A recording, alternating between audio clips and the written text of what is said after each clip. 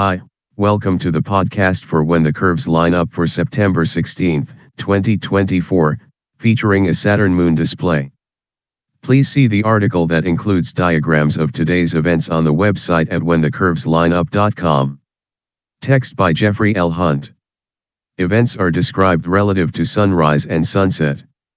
Find those times in local sources. Here is today's planet forecast. In the morning sky, two bright planets, Jupiter and Mars, are easily visible as morning twilight washes across the pre-dawn sky. Jupiter is the brightest star in the sky this morning. An hour before sunrise, find it high in the southeastern sky. It plods eastward in front of Taurus, near the Horns, Elnath, and Zeta Tauri. Mars, noticeably dimmer, marches eastward near Castor's Foot. Mars passed Jupiter over a month ago. The gap this morning is over 16 degrees and widening each morning.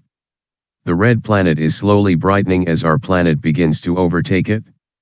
This morning the planet is over 124 million miles away, diminishing 8 million miles by month's end. Mars appears small through backyard telescopes.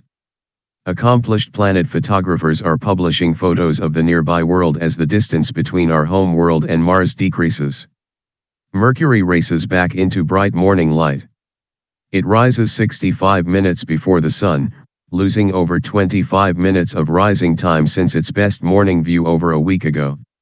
The planet is over 5 degrees up in the east-northeast at 30 minutes before daybreak. It is bright, but overwhelmed by increasing twilight. In the evening sky. This evening the bright gibbous moon, 98% illuminated, stands above the east-southeast horizon. The harvest moon, the full moon that occurs nearest the autumnal equinox, occurs at 9:34 p.m. Central Time. The moon is near perigee, point closest to Earth, on the 18th at 8:22 a.m. Central Time. Its distance is 222,045 miles. The popular press has adopted the term supermoon to name a perigee full moon. The farthest point in the lunar orbit, known as apogee, occurs on October 2nd.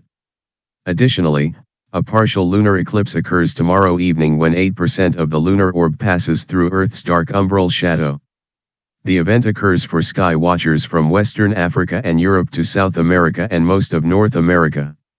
Look for a small edge of the moon to be darker than the bright lunar disk from 9:11 p.m. to 10:16 p.m. Central Time. The popular press will name this event as something like a partial blood supermoon. For casual sky watchers, there is not much difference in the perceived size of the moon in the sky from apogee to perigee. Photography and devices to measure light intensity are needed to distinguish the size and brightness from apogee to perigee. In reality, every full moon looks big and bright. It makes beautiful photos when near the horizon above magnificent landscapes. Just go outside and look at it. Take a full moon walk without a flashlight. Before the partial lunar eclipse, the moon occults or eclipses Saturn from western North America and Hawaii tomorrow morning before sunrise. This evening, the bright moon is 5.6 degrees to the right of Saturn. During the night watch the moon close in on the planet from its eastward revolution.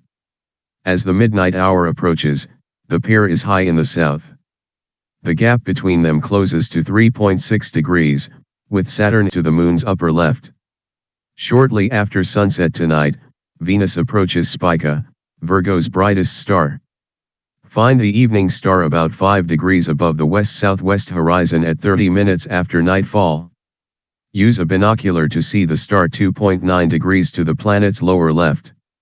Tomorrow evening, Venus passes Spica in a wide conjunction, the gap is 2.4 degrees. Use the binocular to watch Venus widen the gap each evening. Thank you for listening. Please read the articles at whenthecurveslineup.com.